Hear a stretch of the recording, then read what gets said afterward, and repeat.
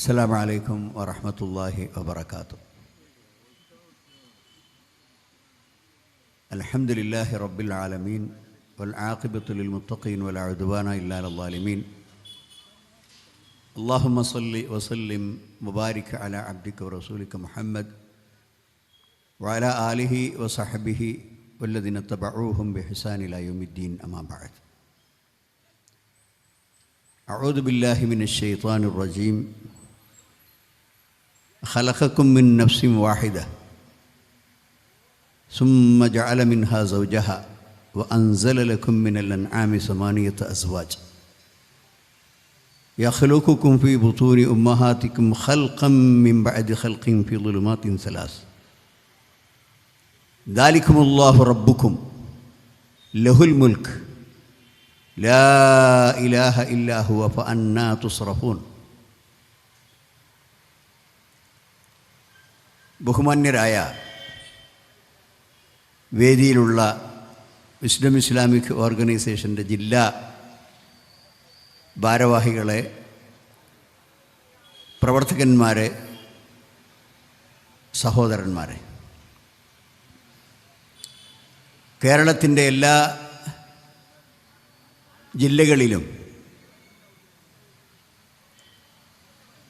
കുടുംബ സമ്മേളനങ്ങൾ സംഘടിപ്പിച്ചുകൊണ്ട് മനുഷ്യർക്ക് ബോധവൽക്കരണം നൽകുന്ന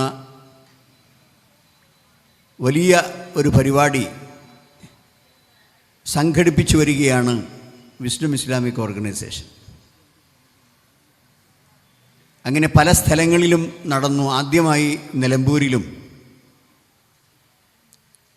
അതുപോലെ തന്നെ അവസാനമായി ഒരേ ദിവസം 2 ജില്ലകളിൽ, അഥവാ മലപ്പുറം ഈസ്റ്റിൽ കോട്ടക്കൽ വെച്ചും അതുപോലെ തന്നെ കോട്ടയം ജില്ലയിൽ തൊടുപുഴ വെച്ചും നമ്മുടെ ഫാമിലി കോൺഫറൻസുകൾ നടന്നു.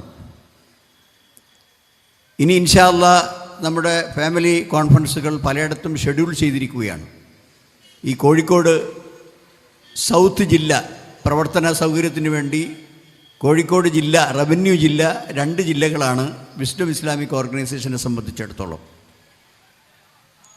അതിലൊന്ന് സൗത്തും മറ്റൊന്ന് നോർത്തുമാണ്. നോർത്തിലെ ഫാമിലി കോൺഫറൻസ് കഴിഞ്ഞു പയ്യോളി വെച്ച്.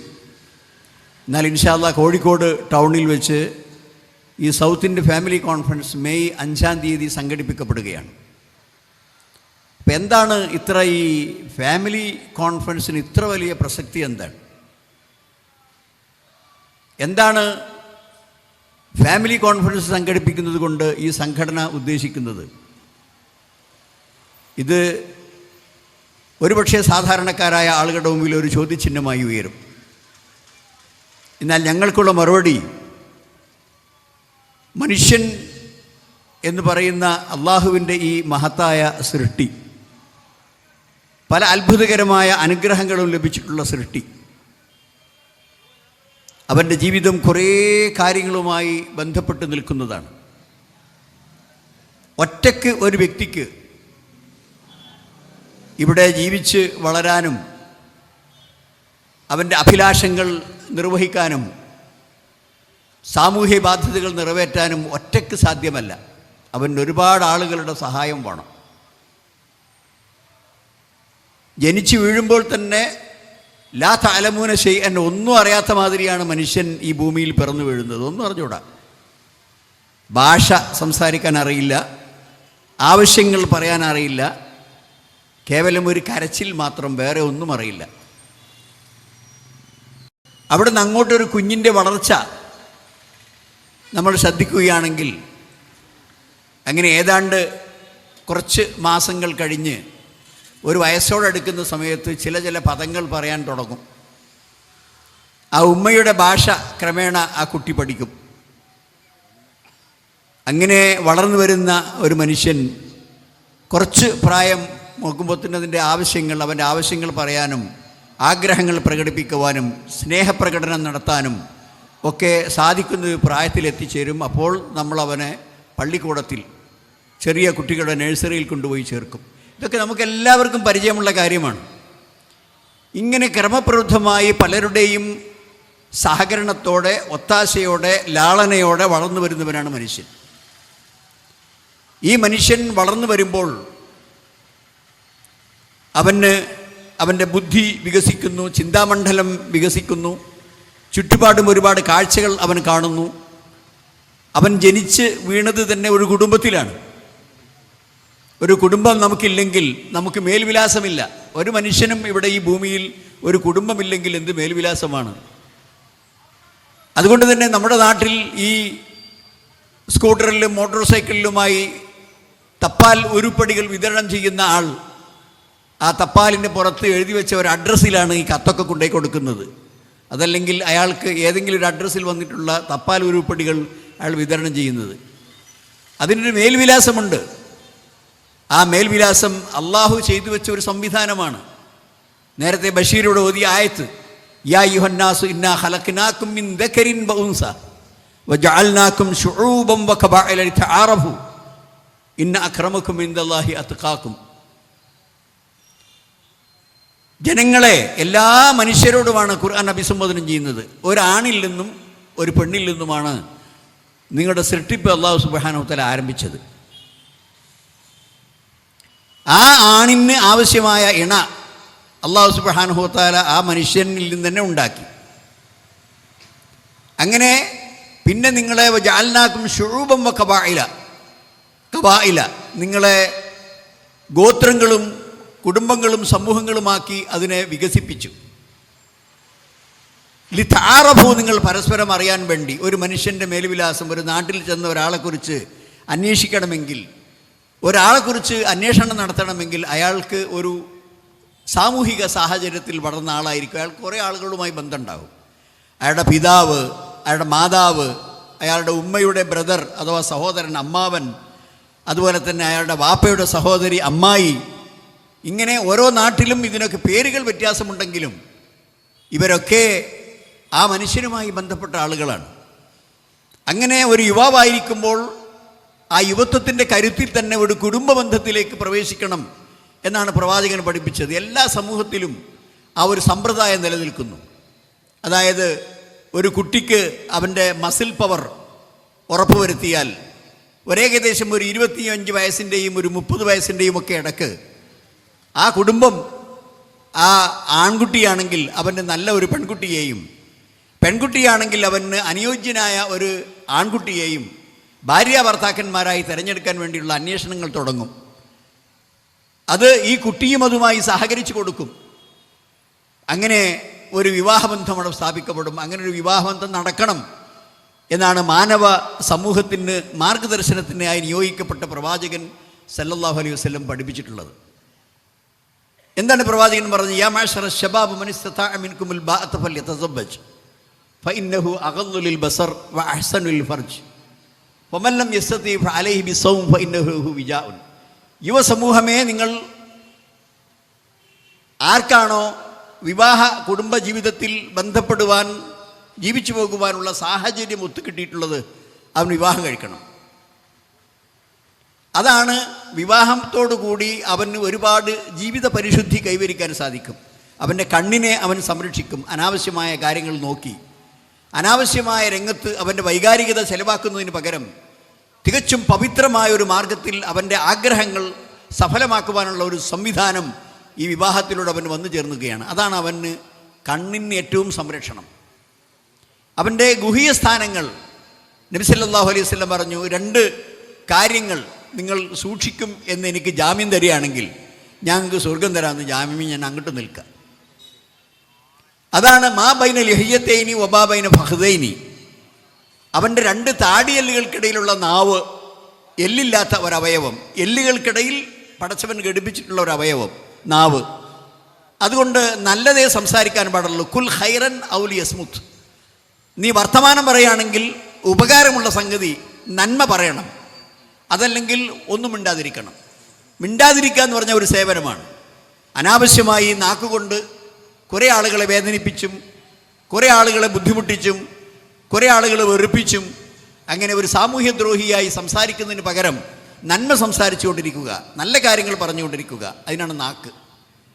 അങ്ങനെ അവൻ അതിനെ സംരക്ഷിക്കുമെന്ന് എനിക്ക് ഉറപ്പ് തന്നാൽ, ആ നാക്കിനെ നിയന്ത്രിക്കുമെന്ന് എനിക്ക് ഉറപ്പ് തന്നാൽ, പിന്നെ 2 കാലുകൾക്കിടയിലുള്ള അവയവം അഥവാ അവൻ്റെ ഗുഹ്യസ്ഥാനം, അത് മനുഷ്യന് ഒരു വലിയ ധർമ്മം നിർവഹിക്കാനുള്ളതാണ്. ഒരു മാന്യമായ നിലക്ക് ഒരു കുടുംബജീവിതത്തിൽ പ്രവേശിച്ച ഒരാൾക്ക് അയാളുടെ ആഗ്രഹങ്ങൾ പൂർത്തിയാക്കാൻ അത് മാന്യമായ നിലക്ക് ഉപയോഗിക്കുവാനുള്ള ഒരു ശാരീരിക അവയവമാണ്. എന്നാൽ അത് അനാവശ്യമായ കാര്യങ്ങളിൽ തെണ്ടിത്തിരിഞ്ഞ് നടക്കുന്ന ഒരവസ്ഥയാണെങ്കിൽ ഒരുപാട് സാമൂഹ്യ ദ്രോഹമാണ് അയാൾ ചെയ്തുകൊണ്ടിരിക്കുന്നത്.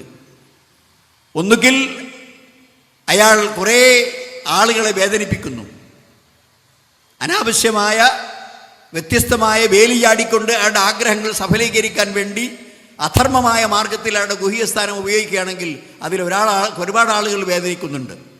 അയാൾ ആ കാര്യം ഉപയോഗപ്പെടുത്തുന്ന അയാളുടെ ഇണയായി പ്രവർത്തിക്കുന്ന ആ പെണ്ണിൻ്റെ കുടുംബത്തിന് മുഴുവൻ ദുഃഖമാണ്.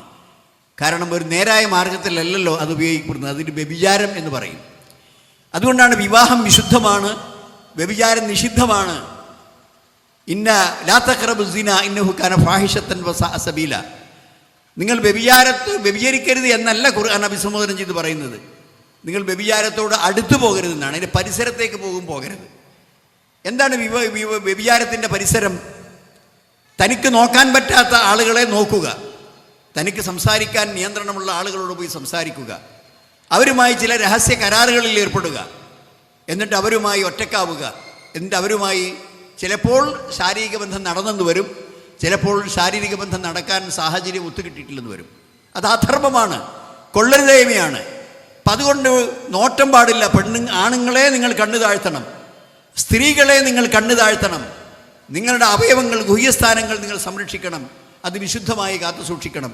എന്തിനാണ് ഈ പറഞ്ഞ നിയന്ത്രണങ്ങളൊക്കെ ഇസ്ലാം കൊണ്ടുവന്നിട്ടുള്ളത്? വിവാഹം നടത്തണമെന്ന് പറഞ്ഞു, ആ വിവാഹത്തിലൂടെ നിങ്ങൾക്ക് ജീവിത പരിശുദ്ധി ലഭിക്കുമെന്ന് പറഞ്ഞു. അങ്ങനെ നിങ്ങളുടെ ഒരു ഭദ്രമായ ഒരു കുടുംബജീവിതത്തിന് അനിവാര്യമായ വൈവാഹിക ജീവിതത്തിൻ്റെ വാതിൽ തുറന്ന് അതിലേക്ക് എല്ലാവരുടെയും അംഗീകാരത്തോടുകൂടി ആലിനു ബിൻ നിക്കാഹ്, നിങ്ങൾ നിക്കാഹ് പരസ്യപ്പെടുത്തണം. ഏതെങ്കിലും പാർട്ടി ഓഫീസിൽ കയറി കുറച്ചൊരു പാക്കറ്റ് ലഡുവും വാങ്ങി ഏതെങ്കിലും ഒരു സമുദായത്തിൽ നിന്ന് ചാടിച്ചു കൊണ്ടുവരുന്നൊരു പെണ്ണിനെ അല്പം കടലാസ് പൂക്കളുടെ ഒരു മാല ചാർത്തി അങ്ങനെ ആഭാസകരമായി കുറേ സമൂഹത്തിൻ്റെ കണ്ണുനീര് കുടിപ്പിച്ച് കുറേ സമുദായത്തിൻ്റെ ശത്രുത ഏറ്റുവാങ്ങി അങ്ങനെ ഒരു വിവാഹം നടത്തി അത് സോഷ്യൽ മീഡിയയിലൊക്കെ പരസ്യപ്പെടുത്തുന്ന ചില ബിരുദന്മാർ ഇപ്പോൾ സുലഭമാണ്. അങ്ങനെയല്ല നബി സല്ലല്ലാഹു അലൈഹി വസല്ലം വിവാഹത്തിൻ്റെ കാര്യം പഠിപ്പിച്ചത്. രണ്ടുപേരും അനുയോജ്യരായ 2 ആളുകൾ പരസ്പരം എല്ലാ അന്വേഷണങ്ങൾക്ക് ശേഷവും ഒത്തുകിട്ടി വിവാഹം നടന്നു കഴിഞ്ഞാൽ ആ വിവാഹം നടക്കുന്ന ചില മര്യാദകളുണ്ട്. ആ വിവാഹം ഒരു സമൂഹത്തിൻ്റെ സാക്ഷിത്വത്തിലായിരിക്കണം. അലിനു ബിൻ നിക്കാഹ്, നിക്കാഹ് പരസ്യമായി ചെയ്യണം, സ്വയംവരമായിട്ടല്ല നടത്തേണ്ടത്. അങ്ങനെ പരസ്യമായി ചെയ്യുമ്പോൾ ആ ഒരു സമൂഹത്തിൽ 2 ഇണകളുടെ കുടുംബങ്ങൾ ആ സന്നിധ്യത്തിലുണ്ടാവും. ഇപ്പം എൻ്റെ മകൾ വിവാഹിതയാകുന്നു, എൻ്റെ മകൻ വിവാഹിതനാകുന്നു, 2 പേരുടെയും കുടുംബങ്ങൾ ആ സദസ്സിലുണ്ട്. 2 പേരും അതിൽ പങ്കെടുക്കുന്നു, സന്തോഷം പങ്കിടുന്നു. നിക്കാഹ് നടന്നു കഴിഞ്ഞാൽ അല്ലെങ്കിൽ വിവാഹം പരസ്പരം ഏത് സമുദായത്തിലാണെങ്കിലും അവരുടെ രീതിക്കനുസരിച്ച് വിവാഹം നടന്നു കഴിഞ്ഞാൽ ഈ ദമ്പതികളെ എല്ലാവരും ആശീർവദിക്കും, എല്ലാവരും അവരെ അനുഗ്രഹിക്കും, എല്ലാവർക്കും അത് നല്ലത് വരാൻ വേണ്ടി പ്രാർത്ഥിക്കും. ബാറക്കല്ലാഹു ലക് വ ബാറക അലൈക വ ജമഅ ബൈനകുമാ ബിഖൈർ, നിനക്ക് അല്ലാഹുവിന് അനുഗ്രഹം ഉണ്ടാകട്ടെ, അത് 2 നല്ല കാര്യത്തിൽ നിങ്ങളെ അല്ലാഹു സുബ്ഹാനഹു വ തആല ഒരുമിച്ച് കൂട്ടട്ടെ, നിങ്ങളുടെ ഈ വിവാഹബന്ധത്തിൽ നല്ല അനന്തര തലമുറ ഉണ്ടാകട്ടെ എന്നെല്ലാം പ്രാർത്ഥിച്ചുകൊണ്ടാണ് വിവാഹം നടക്കുന്നത്. സഹോദരന്മാർ, ഇതാണ് ഒരു നല്ല കുടുംബജീവിതത്തിൻ്റെ സങ്കല്പം. ഇതാണ് ഒരു ശരിയായ നമ്മുടെ പരമ്പരാഗതമായി നമ്മുടെ രാജ്യത്ത് നമ്മൾ അനുഭവിച്ചു വരുന്ന കുടുംബസങ്കല്പം. അതൊരു മുസ്ലിം സമുദായത്തിൽ മാത്രമുള്ള കാര്യമല്ല. ഹൈന്ദവ സമുദായത്തിലാണെങ്കിലും ക്രിസ്തീയ സമുദായത്തിലാണെങ്കിലും മാന്യമായ നിലയ്ക്ക് അന്തസ്സോടുകൂടിയുള്ള വിവാഹം എന്നും അന്തസ്സോടുള്ള വിവാഹമാണ്. അതിന് ചില രീതികളും സ്വഭാവങ്ങളുമുണ്ട്. എന്നാൽ ഈ അടുത്ത കാലത്തായി ചില പ്രവണതകൾ കടന്നു വരികയാണ്. എന്താണ്? പുതിയ പുതിയ ചിന്തകൾ വന്നു. സ്വതന്ത്ര ലോകത്ത് വട്ടമിട്ട് പറക്കുവാൻ വേണ്ടി യുവതികളും യുവാക്കളും ആഗ്രഹം പ്രകടിപ്പിക്കുകയാണ്. വിവാഹം അതിന് ഒരു തടസ്സമാണ്. ആ വിവാഹ ജീവിതത്തിലൂടെ ഒരുപാട് ആളുകളോട് ബാധ്യത വന്നു ചേരുന്നു. എൻ്റെ ഭർത്താവിൻ്റെ പിതാവിനെയും ഭർത്താവിൻ്റെ മാതാവിനെയും സംരക്ഷിക്കേണ്ട അല്ലെങ്കിൽ അവർക്ക് ജീവിതവുമായി അവരോട് സഹകരിക്കേണ്ട ഒരു ബാധ്യത പെൺകുട്ടിക്ക് വന്നു ചേരുന്നു. വിവാഹത്തോടുകൂടി തൻ്റെ ഭാര്യയുടെ പിതാവിനോടും മാതാവിനോടും അനുകമ്പ പ്രകടിപ്പിച്ചുകൊണ്ട് അവരോട് ജീവിതത്തിൻ്റെ സാഹചര്യങ്ങൾ പങ്കിടേണ്ട ഒരു അവസ്ഥ ആണിന് വന്നു ചേരുന്നു. ഇങ്ങനെ ഒരുപാട് കുടുംബ ബാധ്യതകൾ വന്നു ചേർന്ന് എൻ്റെ ജീവിതം ഒരു കുടിസായി തീരും. അതുകൊണ്ട് അതൊന്നും ആവശ്യമില്ല. എനിക്കിഷ്ടമുള്ള പെണ്ണിനെ, ഏതെങ്കിലും വഴിയിൽ നിന്ന് കിട്ടുന്ന ഒരു പെണ്ണിനെ, ആ പെണ്ണിനോട് ഞാൻ സംസാരിച്ചു. ആ പെണ്ണെൻ്റെ കൂടെ വരാൻ തയ്യാറാണ്. എങ്ങോട്ട് പോയി, എവിടേക്കാണ് പോയി എന്ന് മാതാപിതാക്കൾക്കോ കുടുംബത്തിനോ ഒന്നും അറിയില്ല. അങ്ങനെ കുറേ കാലം ഏതോ ഒരു സ്ഥലത്ത് ജീവിക്കുന്നു. അതിന് വിവാഹത്തിൻ്റെ യാതൊരുവിധ മാന്യതയും അന്തസ്സും അതിലില്ല. നേരെ മറിച്ച് അത് പൈശാചികമാണ്. എന്നിട്ട് കുറേ കാലം ഒന്നിച്ച് ജീവിച്ച് ചിലപ്പോൾ അതിൽ കുട്ടികൾ ജനിക്കുന്നു. ആ കുട്ടികൾ ഒരു ഭാരമാണെന്ന് കരുതി ഒരുപക്ഷെ വയറ്റിൽ വെച്ച് തന്നെ, ഗർഭത്തിൽ വെച്ച് തന്നെ ആ കുഞ്ഞിനെ നശിപ്പിക്കുവാനുള്ള എല്ലാ സൂത്രപ്പണികളും ആ രണ്ടുപേരും ഒരുമിച്ച് ചെയ്യുന്നു. അതിന് സാധ്യമല്ലെങ്കിൽ ചിലപ്പോൾ ഏതെങ്കിലും ദൈവിക നിശ്ചയമനുസരിച്ച് പിറന്നു വീണാൽ പിന്നെ ആ പിറന്നു വീണ കുഞ്ഞിനെ നശിപ്പിക്കുന്നു. ഇങ്ങനെ എത്ര സംഭവങ്ങളാണ് നമ്മുടെ വാർത്താമാധ്യമങ്ങളിലും വർത്തമാന പത്രങ്ങളിലും പ്രസിദ്ധീകരിക്കപ്പെടുന്നത്. ചിലപ്പോൾ തൊട്ടിൽ കെട്ടിയിട്ടുണ്ട് പോലും പലയിടത്തും. ആ അമ്മത്തൊട്ടിലിൽ കൊണ്ടുപോയിട്ട കുട്ടിയെ ദത്തെടുക്കാൻ വേറെ ചില ആളുകൾ കാത്തിരിക്കുകയാണ്. എന്താണ് ഈ അമ്മത്തൊട്ടിലിൽ ഉപേക്ഷിക്കുന്നത്? വളരെ കാലം പ്രയാസപ്പെട്ട് ഗർഭം ധരിച്ച ഈ കുട്ടിയെ പ്രസവിച്ച ശേഷം ആ കുട്ടിയുടെ ബാധ്യത ഏറ്റെടുക്കാൻ അച്ഛനും അമ്മയും തയ്യാറില്ല. അതുകൊണ്ട് അങ്ങനെയുള്ള കുട്ടികളെ കൊന്നുകളഞ്ഞ് പുഴയിൽ വലിച്ചെറിയുന്നതിന് പകരം നിങ്ങൾ എവിടെയെങ്കിലും തൂക്കിയിട്ട് ഒരു തൊട്ടിലിട്ടാൽ അത് ആരെങ്കിലും എടുത്തുകൊണ്ടുപോകും. ഇവിടെ സംരക്ഷിക്കുന്ന സാമൂഹിക പ്രവർത്തകന്മാരോ അതിനുള്ള സന്നദ്ധ സംഘടനകളോ സർക്കാരിൻ്റെ സംവിധാനങ്ങളോ ആ അനാഥ കുഞ്ഞിനെ എടുത്തുകൊണ്ടുപോകും എന്നതുകൊണ്ടാണ് അമ്മത്തൊട്ടിൽ നമ്മുടെ നാട്ടിൽ വന്നത്. സഹോദരന്മാരെ, ഒരു മുസ്ലിം അമ്മത്തൊട്ടിലിൽ കൊണ്ടുപോയി കുട്ടികളെ തള്ളുന്നവനല്ല. നേരെ മറിച്ച് അവൻ ഒരു മാതാവിൻ്റെയും പിതാവിൻ്റെയും മകനായി മകളായി ജനിച്ചതാണ്. ആ മാതാവും പിതാവും വിവാഹം കഴിക്കുകയും ധാർമ്മികമായ നിലയ്ക്ക് പരസ്പരം ബന്ധപ്പെടുകയും ചെയ്തപ്പോഴാണ് അവൻ്റെ ജന്മം നടന്നത്, അല്ലെങ്കിൽ അവളുടെ ജന്മം നടന്നത്. ഇതുപോലെ തന്നെ അവർ ധാർമ്മികമായി ഒരു സംതൃപ്ത കുടുംബമായി അവർ ഒന്നിച്ചു ചേർന്നപ്പോൾ പിന്നീട് അങ്ങോട്ട് നമ്മുടെ എല്ലാ കുടുംബത്തിലും നമ്മുടെ പെൺകുട്ടികൾ പ്രസവിക്കാറുണ്ട്. നമ്മുടെ ആൺകുട്ടികൾക്ക് കുഞ്ഞുങ്ങളുണ്ടാവാറുണ്ട്. എന്തൊരു സന്തോഷമാണ് ഓരോ കുടുംബത്തിലും. ആ കുഞ്ഞിന് പേരിടുന്ന കാര്യത്തിൽ ഒരുപാട് ആളുകളോട് അന്വേഷിക്കും. എനിക്കൊരു കുട്ടി ഉണ്ടായിട്ടുണ്ട്, ഒരു നല്ല പേര് പറഞ്ഞു തരുമോ? ഇഷ്ടം പോലെ ആളുകൾ ബന്ധപ്പെടാറുണ്ട്. ഒരു കുട്ടിക്കൊരു പേര് വേണം. അതതിന് സുന്നത്താണ്. ആ ജനിച്ച ഏതാനും ദിവസങ്ങൾക്കുള്ളിൽ തന്നെ ആ കുട്ടിക്ക് പേരിടണം. അതുപോലെ ആ കുട്ടിയുടെ മുടി കളയണം. അതുപോലെ തന്നെ ആ കുട്ടിക്ക് അള്ളാഹുവിൻ്റെ ബർക്കത്തും അനുഗ്രഹവും ഉണ്ടാകാൻ വേണ്ടി പ്രവാചകൻ സല്ലല്ലാഹു അലൈഹി വസല്ലം സുന്നത്താക്കിയ അഖീഖ, ഒരു മൃഗത്തെ ബലി കൊടുത്തതിൻ്റെ മാംസം വിതരണം ചെയ്യണം. ഇതൊക്കെ ഓരോ സമൂഹത്തിലും, ഇങ്ങനെ മുസ്ലിം സമൂഹത്തിൽ സാധാരണ നടക്കുന്ന കാര്യമാണ്. ഇതാണ് ഒരു കുടുംബത്തിൻ്റെ സന്തോഷം. ആ സമയത്ത് എല്ലാവരും ഒരുമിച്ച് കൂടും. എല്ലാവരും സന്തോഷത്തോടുകൂടി ഒരുമിച്ച് കൂടിയിരുന്ന് ആഹാരം കഴിക്കും. അങ്ങനെ അവർ സന്തോഷം പറഞ്ഞ് പിരിഞ്ഞു. എല്ലാവർക്കും അറിഞ്ഞു ഈ കുടുംബത്തിൽ അബ്ദുറഹ്മാനും അതുപോലെ തന്നെ മൊഹസിനക്കും ഒരു കുട്ടി ജനിച്ചിട്ടുണ്ട്. ആ കുട്ടി ആണാവട്ടെ പെണ്ണാവട്ടെ ആ കുട്ടി ആ സമൂഹത്തിലെ ഒരു അംഗമായി കഴിഞ്ഞു. അങ്ങനെ അത് വളർന്നു വരുമ്പോൾ എല്ലാവർക്കും ബാധ്യതയായി. ആ നാട്ടിൽ ആ കുട്ടി അങ്ങാടിയിൽ ഇറങ്ങുമ്പോൾ ഇന്നയാളുടെ മകളാണ്, ഇന്നയാളുടെ മകനാണ്, അതിനൊരു മേൽവിലാസമുണ്ട്. സഹോദരന്മാരെ, ഇതാണ് ഒരു ഇസ്ലാമിക കുടുംബ സംവിധാനം എന്ന് പറയുന്നത്. അവിടേക്ക് ഒരുപാട് ഉപദേശങ്ങളുണ്ട്. ഭർത്താവിനെ ഭാര്യ അനുസരിക്കേണ്ട കാര്യം, ഒരു ഭർത്താവിൻ്റെ ശിക്ഷണത്തിൽ കഴിഞ്ഞു പോകുമ്പോൾ ആ ഭർത്താവിനെ അനുസരിക്കേണ്ട കാര്യം, അതുപോലെ തന്നെ ആ പെണ്ണുങ്ങളെ സംബന്ധിച്ച് ഒരുപാട് ഉപദേശങ്ങൾ പ്രവാചകൻ സല്ലല്ലാഹു അലൈഹി വസല്ലം നൽകിയിട്ടുണ്ട്. വസ്തൗസൂ ബിന്നിസാഇ ഖൈറ, നിങ്ങൾ സ്ത്രീകളോട് ഗുണകാംക്ഷയുള്ളവരായിരിക്കണം. അനാവശ്യമായ വർത്തമാനം അവരോട് പറയരുത്. ഖൈറുക്കും ലി അഹ്ലിഹി അന ഖൈറുക്കും ലി അഹ്ലി, നിങ്ങളിൽ വെച്ച് ഏറ്റവും ഉത്തമനായ മനുഷ്യൻ നിങ്ങളുടെ ഭാര്യയോട് നല്ല നിലയ്ക്ക് പെരുമാറുന്നവനാണ്. ഞാൻ എൻ്റെ കുടുംബത്തോട്, എൻ്റെ ഭാര്യമാരോട് നല്ല നിലയ്ക്ക് പെരുമാറുന്നവനാണ്. അവർക്കൊരു പ്രയാസവും ഭർത്താവിനാൽ ഉണ്ടാവാൻ പാടില്ല. അനാവശ്യമായി അവരോട് സംസാരിക്കാൻ പാടില്ല. ഭാരിച്ച ജോലികളുണ്ടെങ്കിൽ നിങ്ങൾ ആ ഭാര്യയെ സഹായിക്കണം. നബി സല്ലല്ലാഹു അലൈഹി വസല്ലം വീട്ടിലെത്തിയാൽ എന്താണ് ചെയ്തിരുന്നത് എന്ന് ചോദിച്ചപ്പോൾ ഭാര്യമാരായ ആളുകൾ പറയുന്നത് ഖിദ്മത്തി അഹ്ലിഹി, വീട്ടിലെത്തിയ പ്രവാചകൻ തൻ്റെ ഭാര്യമാർക്ക് വരുന്ന ജോലികളിൽ സഹായിക്കുകയായിരുന്നു. ചിലപ്പോൾ പാചകം ചെയ്യുന്ന കാര്യത്തിലായിരിക്കും, ചിലപ്പോൾ വസ്ത്രങ്ങൾ അലക്കുന്ന കാര്യത്തിലായിരിക്കും, ചിലപ്പോൾ വിറക് ശേഖരിച്ച് അത് കൊണ്ടുപോയി കൊടുക്കുന്ന കാര്യത്തിലായിരിക്കും, ചിലപ്പോൾ വീട് അടിച്ചുവാരി വൃത്തിയാക്കുന്ന കാര്യത്തിലായിരിക്കും. ഏത് കാര്യത്തിലാണെങ്കിലും ഞാൻ എൻ്റെ കുടുംബത്തെ സഹായിക്കുന്നവനാണ്, നിങ്ങൾ നിങ്ങളുടെ കുടുംബത്തെ സഹായിക്കണം എന്ന് നബി സല്ലല്ലാഹു അലൈഹി വസല്ലം പറഞ്ഞതിൻ്റെ അർത്ഥം, അദ്ദേഹത്തിൻ്റെ സഹധർമ്മിണിമാർ ആ സാക്ഷിത്വം വഹിക്കുന്നതിൻ്റെ അർത്ഥം അതാണ് ഒരു സഹകരിച്ച സന്തോഷത്തോടും സമാധാനത്തോടും കുടുംബജീവിതം. എന്നാൽ എന്താണ് ഈ വൃത്തികേടുകൾ, നമ്മൾ കാണുന്ന വൃത്തികേടുകൾ? ഇങ്ങനെയൊരു കുടുംബജീവിതം തന്നെ വേണ്ട, അത് തൻ്റെ സ്വാതന്ത്ര്യത്തിനെതിരാണ് എന്ന വലിയ വായിൽ ലിബറലിസം സംസാരിച്ച് നടക്കുന്ന യുവതി യുവാക്കൾ. എന്താണ് അവരുടെ അനുഭവം?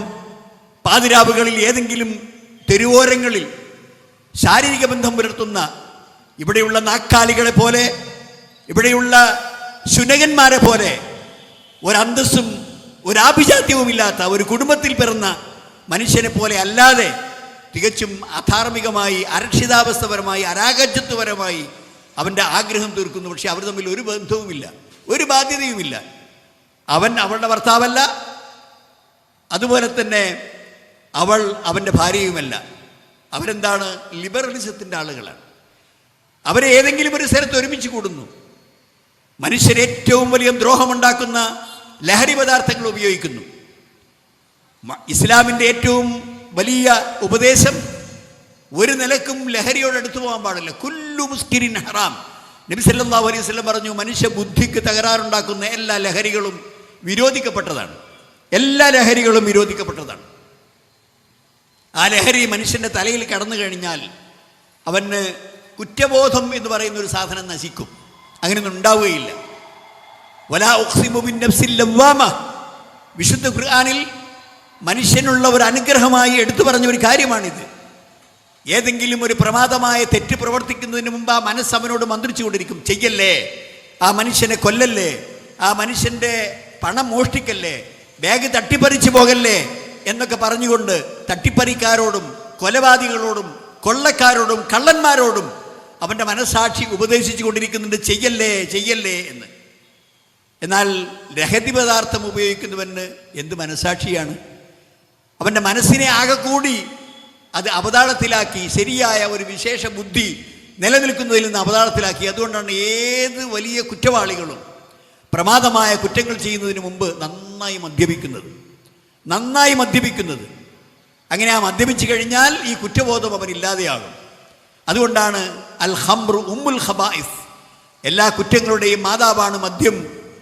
ഇവിടെ ഇല്ലേ മദ്യവർജന കമ്മിറ്റികൾ, മദ്യവർജനത്തിന് വേണ്ടി നിരന്തരമായ ജാഥകളും സമരങ്ങളും ധർണകളും സംഘടിപ്പിക്കുന്ന ഒരുപാട് സാമൂഹ്യ പ്രവർത്തകന്മാർ നമ്മുടെ നാട്ടിൽ പലരുമുണ്ട്. എല്ലാ മനുഷ്യന്മാരും ഇതിലുണ്ട്, മുസ്ലിമുമുണ്ട്, ഹിന്ദുവുണ്ട്, ക്രിസ്ത്യാനിയുണ്ട്, ഒക്കെയുണ്ട്. അങ്ങനെ ഒരു ഭാഗത്ത് മദ്യവിരുദ്ധ പ്രവർത്തനങ്ങൾ നടന്നുകൊണ്ടിരിക്കുന്നു, മറുഭാഗത്ത് വിപുലമായ രീതിയിൽ മദ്യവരുമാനത്തിന് വേണ്ടി ആ മദ്യ ഔട്ട്ലെറ്റുകൾ തുറന്നുകൊണ്ടേയിരിക്കുകയാണ്. ഒരു മദ്യത്തിൻ്റെ ഔട്ട്ലെറ്റിൽ നിങ്ങൾ പോയി നോക്കൂ, എന്തൊരുമാത്രം കുതൂഹലമാണ് അവിടെ നടക്കുന്നത്, തിരക്കാണ് അവിടെ നടക്കുന്നത്. രാവിലെ മുതൽ പകലന്തിയോളം അങ്ങേയറ്റം കഷ്ടപ്പെട്ട് അധ്വാനിച്ചുണ്ടാക്കിയ പണം അരയിൽ തിരികെ വെച്ച് അവിടെ ലൈൻ നിൽക്കുകയാണ്. വീട്ടിലേക്ക് പൂള വാങ്ങാനല്ല, വീട്ടിലേക്ക് മത്സ്യം വാങ്ങാനല്ല, വീട്ടിലേക്ക് അരിസാധനങ്ങൾ വാങ്ങാനല്ല, വീട്ടിലേക്ക് വേറെ ഏതെങ്കിലും തൻ്റെ കുട്ടികൾ അവിടെ കണ്ണീരിട്ടുകൊണ്ട് കാത്തിരിക്കുന്നുണ്ട് തൻ്റെ വീട്ടിൽ. അച്ഛൻ വരുമ്പോൾ എന്തെങ്കിലും സാധനങ്ങളുമായി കടന്നു വരും. എനിക്ക് ബിസ്ക്കറ്റ് ഉണ്ടാകും, എനിക്ക് പഠനോപകരണങ്ങളുണ്ടാകും, എനിക്ക് പേനയുണ്ടാകും, എനിക്ക് വസ്ത്രങ്ങളുണ്ടാകും. ഇങ്ങനെ ആഗ്രഹിച്ചു നിൽക്കുന്ന കുഞ്ഞുങ്ങൾ വീട്ടിൽ. എന്നാൽ ആ സമയത്ത് അച്ഛനെ ആഗ്രഹിച്ചു നിൽക്കുന്ന കുഞ്ഞുങ്ങൾ എവിടെയാണുള്ളത്? അച്ഛൻ ഈ മദ്യശാലകളുടെ മുമ്പിൽ ക്യൂ നിൽക്കുകയാണ്. കാരണം അവിടെ ഭയങ്കര തിരക്കാണ്, പെട്ടെന്ന് പോയാലൊന്നും സാധനം കിട്ടില്ല. മണിക്കൂറുകളോളം ക്യൂ നിന്ന് അവന് അർഹതപ്പെട്ട ഒരു വിഹിതം അവരാ കുപ്പി കൈക്കലാക്കി അത് കുടിച്ച് ലക്കുകെട്ട് ആകാശമോ ഭൂമിയോ എന്നറിയാതെ അവൻ വീട്ടിലേക്ക് കയറി ചെല്ലുകയാണ്. സഹോദരന്മാരെ, ആ വീട്ടിൽ എന്തൊരു സമാധാനമാണുള്ളത്, എന്തൊരു ശാന്തിയാണുള്ളത്. ആ കുട്ടികളെ എങ്ങനെയാണ് ഇയാൾ അഭിസംബോധന ചെയ്യുന്നത്? ചിലപ്പോൾ വളരെ മോശപ്പെട്ട, ഒരാൾക്കും കേൾക്കാൻ പറ്റാത്ത, അറപ്പുളവാക്കുന്ന തെറി മദ്യത്തിൻ്റെ പേരിൽ, അവൻ്റെ ബുദ്ധിയിൽ വർക്ക് ചെയ്യുന്ന മദ്യത്തിൻ്റെ പേരിൽ ആ കുടുംബാന്തരീക്ഷത്തിൽ കയറി ചെന്ന് അവൻ പ്രയോഗിക്കുന്നത് തെറി വർത്തമാനങ്ങളാണ്. ഭാര്യയോട് അഭിസംബോധന ചെയ്യുന്നതും കുട്ടികളോട് അഭിസംബോധനയും തെറി വർത്തമാനമാണ്. തന്നെ വന്ന് അണഞ്ഞുകൂട്ടി പിടിക്കുന്ന കുട്ടികളെ ഒരൊറ്റ കഴ, ഒരു നല്ല ഒരു കുത്തുകൊടുത്ത്, ഒരു ചവിട്ട് കൊടുത്ത് തള്ളിക്കളയുന്നു. അതുപോലെ തന്നെ ഒരുപാട് വസ്തുക്കൾ ആ വീട്ടിൽ നശിപ്പിക്കുന്നു, പാത്രങ്ങളിട്ട് എറിഞ്ഞുടക്കുന്നു. ഇതൊക്കെ എല്ലാവർക്കും അറിയാവുന്ന കാര്യമാണ്.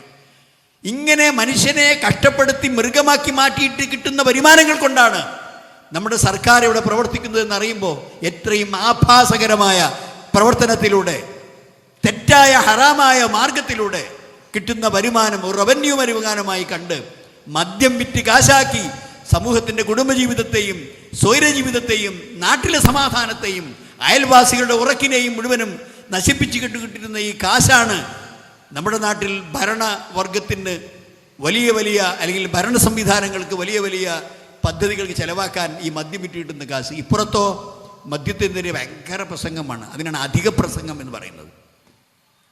സഹോദരന്മാരെ, ഇസ്ലാം ഒരിക്കലും അനുവദിക്കുന്നില്ല. അഥവാ ഇസ്ലാം വിരോധിച്ച ഈ മദ്യം ഒരാൾ കഴിച്ചെന്ന് ഒരു ഇസ്ലാമിക ഭരണകൂടത്തിന് ബോധ്യപ്പെട്ടാൽ, സാക്ഷികളിലൂടെയും തെളിവുകളിലൂടെയും ബോധ്യപ്പെട്ടാൽ, ജനമധ്യത്തിൽ കൊണ്ടുവന്ന് അവരെ 40 അടിയടിക്കും.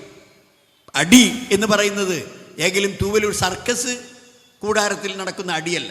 സർക്കസിൽ ചില അടികളുണ്ട്, അത് ശരിക്കും വേദനാവാത്ത അടിയാണ്. ഇത് നല്ല വേദനയുള്ള 40 അടികൾ അവനെ അടിച്ച് സമൂഹത്തിൽ എല്ലാവർക്കും മാതൃകയാകുന്ന വിധം അവനെ ശിക്ഷിക്കും.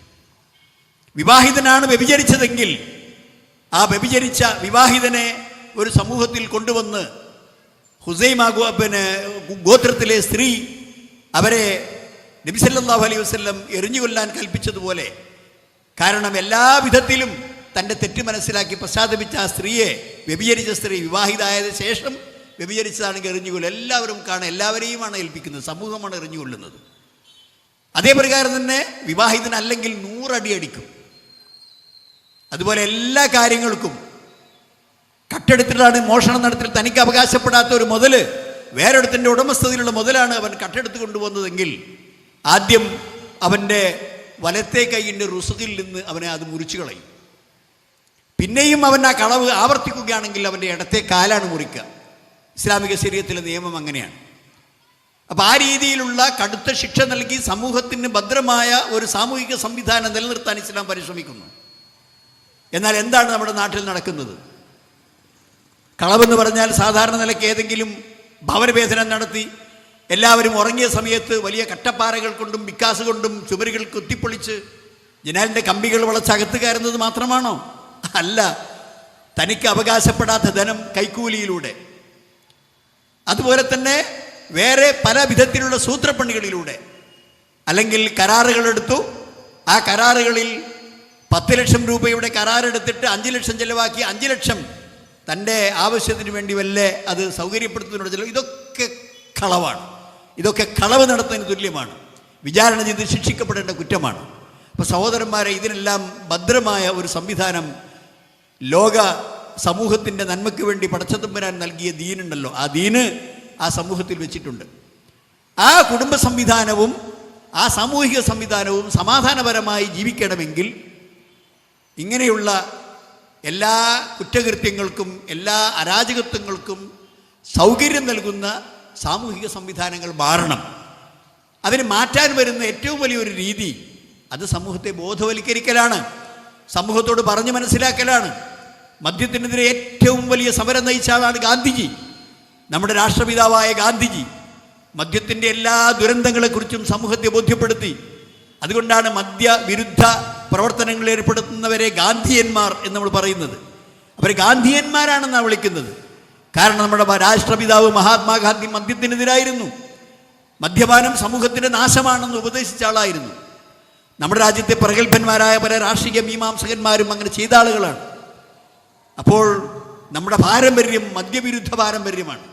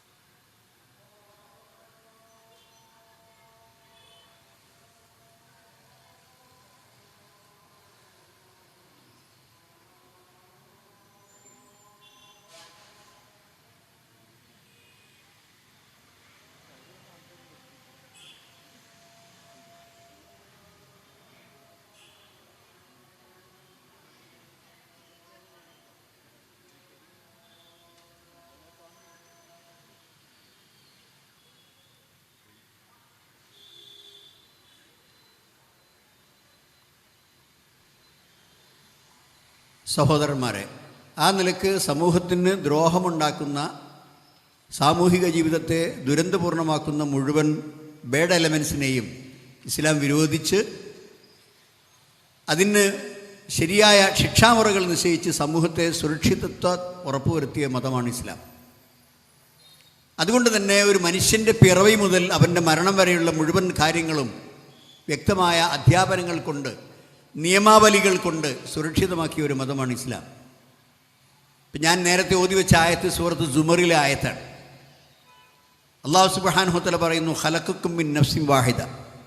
എല്ലാ മനുഷ്യരും, എൻ്റെ ഈ സംസാരം കേട്ടുകൊണ്ടിരിക്കുന്നതിൽ എല്ലാ ജാതിയില്ലാത്തവരും വിശ്വാസിയും വിശ്വാസമില്ലാത്തവനും മനുഷ്യരായി പിറന്നവരെല്ലാം മിൻ നഫ്സിൻ വാഹിദ, ഒരു മനുഷ്യനിൽ നിന്ന്, ഒരു ജീവനിൽ നിന്നുണ്ടായവരാണ്. സുമ്മ ജഅല മിൻഹാ സൗജഹ, പിന്നെ അതിന് ഇണയുണ്ടാക്കി എന്നാണ് പറയുന്നത്. ഇവിടെ ഇണ വേണ്ടെന്നാണ് പറയുന്നത്. ഇണ ആവശ്യമില്ല. അഥവാ ഇണയാണെങ്കിൽ അതിൻ്റെ വൈകൃത ഇണ. എന്താ വൈകൃത ഇണ? പെണ്ണിന് പെണ്ണ് ഇണയായി വന്നാൽ മതി, ആണിന് ആണായി ഇണയായി വന്നാൽ മതി. ഏതോ ഒരു രാജ്യത്ത് ഇതിൻ്റെയൊക്കെ ധാർമ്മികത വളരെ ശ്രദ്ധിക്കുന്ന ഒരു നാട്ടിൽ രണ്ടാണുങ്ങളെ അവർ വിവാഹിതരാണെന്ന് പറഞ്ഞപ്പോൾ എന്നാൽ പിന്നെ പോലെ തടവിലിടുക. ഒരു 10 മാസം തടവിലിട്ടൊരു കുട്ടി വന്നാൽ നിങ്ങളെ പുറത്ത് വിടാം. നിങ്ങൾക്ക് കുട്ടി ഉണ്ടായിട്ടില്ലെങ്കിൽ ഹലാസ് അവിടെ തന്നെ കിടക്കി കാലാകാലം. ഭാര്യയും ഭർത്താവുമാണ്, ആണും. ഇതുണ്ടോ? ഇത്രയധികം വഷളത്തരമുള്ള ഒരു സംസ്കാരം ഏതാണ് നമ്മുടെ ഈ നാട്ടിലേക്ക് കടന്നു വന്നത്? അതേതോ വലിയ ദൈവമില്ല, സംസ്കാരമില്ല, മതമില്ല എന്നൊക്കെ പറയുന്ന ഒരു ചീഞ്ഞളിഞ്ഞ യൂറോപ്യൻ സംസ്കാരത്തിൽ നമ്മൾ അതൊക്കെ നിർത്തി. അതാണ് ഏറ്റവും വലിയ രസം.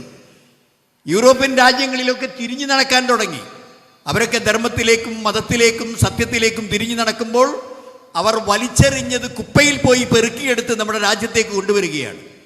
അതിന് ഭരണ സംവിധാനങ്ങൾ കൂട്ടുനിൽക്കുന്നു. അതുപോലെ തന്നെ വിദ്യാഭ്യാസ സമ്പ്രദായത്തിലെ ഉന്നത അധികാരികൾ കൂട്ടുനിൽക്കുന്നു. എന്നിട്ട് പറയുന്നു, അങ്ങനെ ആണും പെണ്ണുമായി ജീവിച്ച ഒരു കുടുംബ സംവിധാനം അത് പഴഞ്ചനാണ്. ഇനി ആൺകുട്ടികൾക്ക് വേണമെങ്കിൽ ആൺകുട്ടികളുടെ കൂടെ ജീവിക്കാം, പെൺകുട്ടികൾക്ക് ഇനി ജെൻഡർ പോളിസി തന്നെ അത് അനാവശ്യമാണ്. ഇനി ഒരു ജെൻഡർ ഇല്ല, എല്ലാം ഒന്നാണ്. എന്തിനാണ് ഇങ്ങനെ ഈ വികൃതമായ ഈ സംസ്കാരം പവിത്രമായ നമ്മുടെ ഈ രാജ്യത്ത്, നമ്മുടെ കുടുംബ സംവിധാനത്തിൽ കൊണ്ടുവരുന്നത്? ഇനി മതമൊക്കെ അങ്ങ് മാറ്റിവെക്കൂ. മതമൊക്കെ മാറ്റിവെച്ചാലും മനുഷ്യർ എന്ന നിലക്ക് നാം ചിന്തിക്കുക. ആർക്കെങ്കിലും സാമാന്യബോധമുള്ള ഒരാൾക്ക് അംഗീകരിക്കാൻ കഴിയുന്ന കാര്യമാണോ ഈ വികൃതമായ ഈ രൂപത്തിലുള്ള പോളിസികൾ, തീരുമാനങ്ങൾ? ഇത് കലാലയങ്ങളിലേക്ക് കടന്നു വരികയാണ്. നമ്മൾ പവിത്രമായി കരുതിയിരുന്ന നമ്മുടെ ഗുരുകുലങ്ങളിൽ അവിടെ കുട്ടികൾ വളരെ ചെറുപ്പ സമയത്ത് തന്നെ ഇത്തരം മ്ലേച്ഛമായ സംസ്കാരങ്ങളുടെ വാസന അത്തർ മൂക്കിലേക്ക് കയറുന്നത് പോലെ ഈ സംസ്കാരത്തിൻ്റെ ദുഷിച്ച കാര്യങ്ങൾ അവരുടെ ശ്രദ്ധയിൽപ്പെടുന്നു. അതവർ വളർന്നു വരുന്നതിനനുസരിച്ച് അവരുടെ ജീവിതത്തിൽ ഒരു പ്രധാന സംഭവമായി മാറുന്നു. അങ്ങനെ അവരുടെ ഒഴിവ് വേളകളിലും ഒഴിവ് ദിവസങ്ങളിലുമൊക്കെ, പ്രത്യേകിച്ച് ഈ മൊബൈലിൻ്റെയും സോഷ്യൽ മീഡിയയുടെയും ഈ പറഞ്ഞ സാംസ്കാരിക വിനിമയത്തിൻ്റെയും കാലഘട്ടങ്ങളിൽ അത് വലിയ അപകടകരമായി മാറുകയാണ്. അപ്പോൾ മനുഷ്യപ്രകൃതിയോട് ഇണഞ്ഞ കാര്യമാണ് പറയുന്നത്. സുമ്മ ജഅല മിൻഹാ സൗജഹ, പിന്നെ ആ മനുഷ്യന് ആവശ്യമായ ഇണ അള്ളാഹു സൃഷ്ടിച്ചു. അതാണ് പെണ്ണിനെ സൃഷ്ടിച്ചു. പിന്നെ വഅൻസല ലക്കും മിനൽ അനാമി സമാനിയത അസ്ബാജ്, പിന്നെ നിങ്ങൾക്ക് ജീവിക്കാൻ നിങ്ങൾ മാത്രമല്ല ഒരുപാട് സൗകര്യങ്ങൾ വേറെ വേണം. അതുകൊണ്ട് ഒട്ടകം, മാടുവർഗങ്ങൾ, ആടുവർഗങ്ങൾ, ഇതിൽ നിന്നൊക്കെ 8 ഇണകളെ അല്ലാഹു സുബ്ഹാനഹു വ തആല സൃഷ്ടിച്ചു. അതും ആണും പെണ്ണുമാണ്.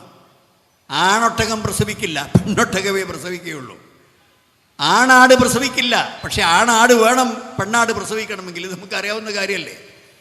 ഇങ്ങനെ ആണും പെണ്ണുമായിട്ട് ആ വർഗങ്ങളിലൊക്കെ അള്ളാഹു സൃഷ്ടിച്ചു. യഖ്ലുഖുകും ഫീ ബുതൂനി ഉമ്മഹാത്തിക്കും, നിങ്ങൾ നിങ്ങളുടെ മാതാവിൻ്റെ ഗർഭാശയത്തിലാണ് നിങ്ങളുടെ സൃഷ്ടിപ്പ് രൂപപ്പെടുന്നത്.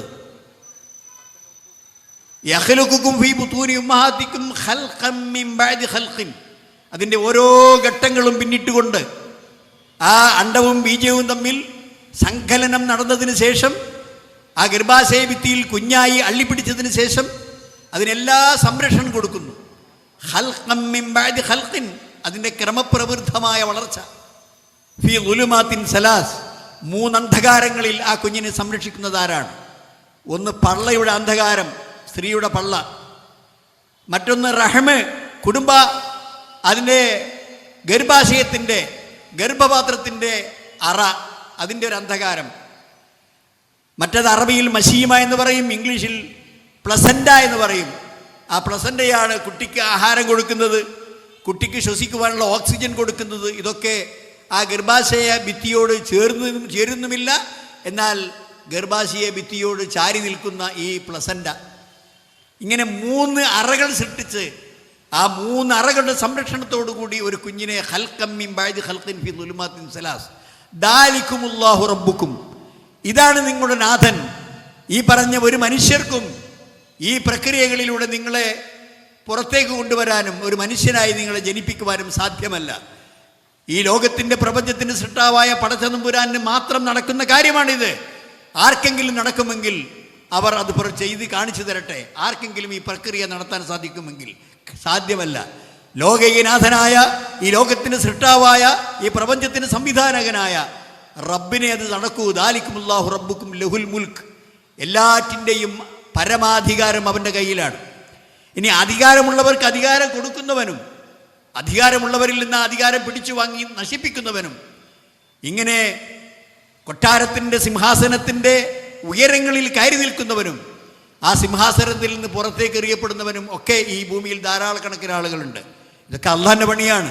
തൂത്തിൽ മുൽക്കമൻ തശാ വതൻസിഉൽ മുൽക മിമ്മൻ തശാ, അധികാരമുള്ളവൻ്റെ അവൻ്റെ അധികാരം ഉടമസ്ഥാവകാശം ഒഴിവാക്കുന്നതും അധികാരമുള്ളവന് അധികാരം കൊടുക്കുന്നതും കിട്ടിയവൻ അത് ഒഴിവാക്കുന്നതൊക്കെ പടച്ചവൻ്റെ പണിയാണ്. ലഹുൽ മുൽക്ക്, പരമാധികാരം പടച്ചവനാണ്. ലാ ഇലാഹ ഇല്ലാഹുവ, അതാണ് സംശുദ്ധമായ ആദർശം എന്ന് പറയുന്നത്, ശരിയായ വിശ്വാസം എന്ന് പറയുന്നത്.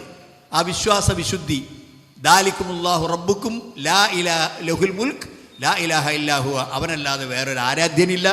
നമുക്ക് നമിക്കാനും ഉപാസന നടത്താനും ആരാധിക്കാനും ആവശ്യങ്ങൾ ചോദിക്കാനും സദാസമയങ്ങളിലും ഉണർന്നു നിൽക്കുന്ന, ഉറക്കം ബാധിക്കാത്ത, തളർച്ച ബാധിക്കാത്ത, മരണമില്ലാത്ത, ഒരു സഹധർമ്മിണിയെ സ്വീകരിച്ചിട്ടില്ലാത്ത, മക്കളെ സ്വീകരിച്ചിട്ടില്ലാത്ത, സദാസമയങ്ങളിലും ഈ പ്രപഞ്ചത്തിൻ്റെ മുകളിൽ സിംഹാസനത്തിൽ ഉപവിഷ്ടനായിട്ടുള്ള പരമാധികാരിയായ പടച്ചതമ്പുരാൻ, ആ പടച്ചതമ്പുരാൻ അല്ലാതെ വേറൊരു ഇലാഹില്ല.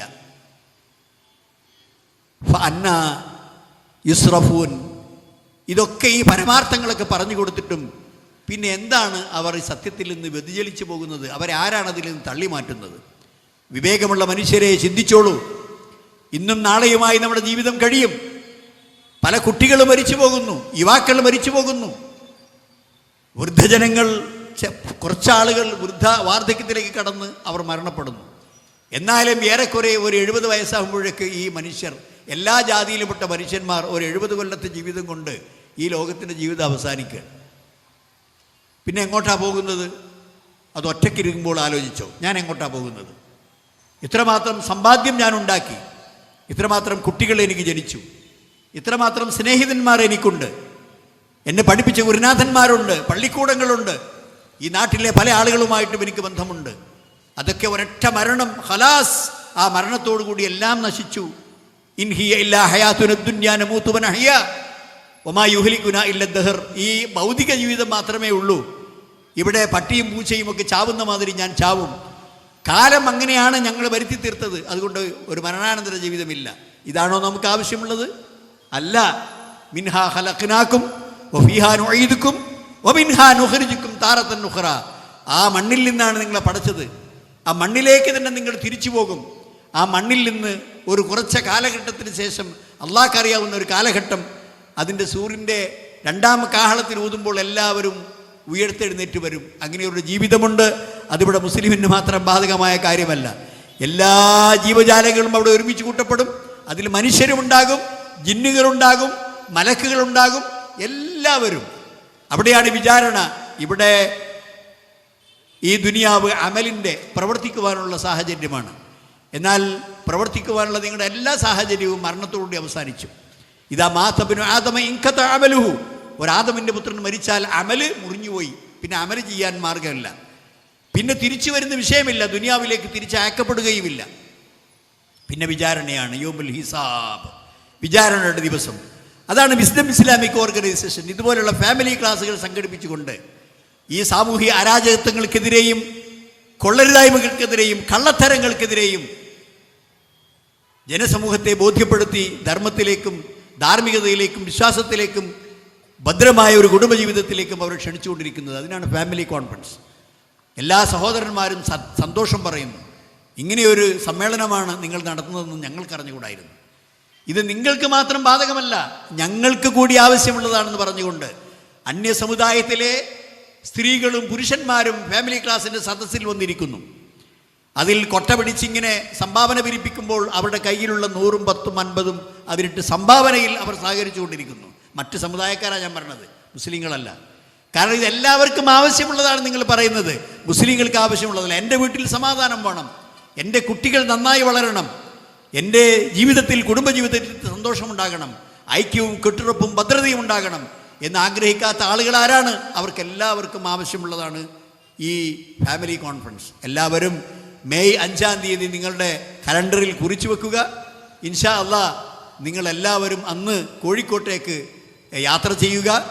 പറ്റുന്ന ആളുകളെല്ലാം ആ സമ്മേളനത്തിൽ പങ്കെടുക്കുക. എന്താണ് അവിടെ പറയുന്നത് ശ്രദ്ധിച്ചു കേൾക്കുക. ഇതുവരെ നടന്ന എല്ലാ ഫാമിലി കോൺഫറൻസുകളും സമൂഹം ഏറ്റെടുത്തിട്ടുണ്ട്. ഈ കോൺഫറൻസിനെയും സമൂഹം ഏറ്റെടുക്കണം എന്ന് മാത്രം അഭ്യർത്ഥിച്ചുകൊണ്ട് ഈ ഫാമിലി കോൺഫറൻസിൻ്റെ ഈ പ്രചാരണ യോഗം താമരശ്ശേരിയിൽ ഉദ്ഘാടനം ചെയ്തതായി അറിയിക്കുന്നു. വആഖിറു ദഅവാന അനിൽ ഹംദുലില്ലാഹി റബ്ബിൽ ആലമീൻ. അല്ലാഹുമ്മ സ്വല്ലി വസല്ലിം വബാരിക് അലാ അബ്ദിക റസൂലിക മുഹമ്മദ്.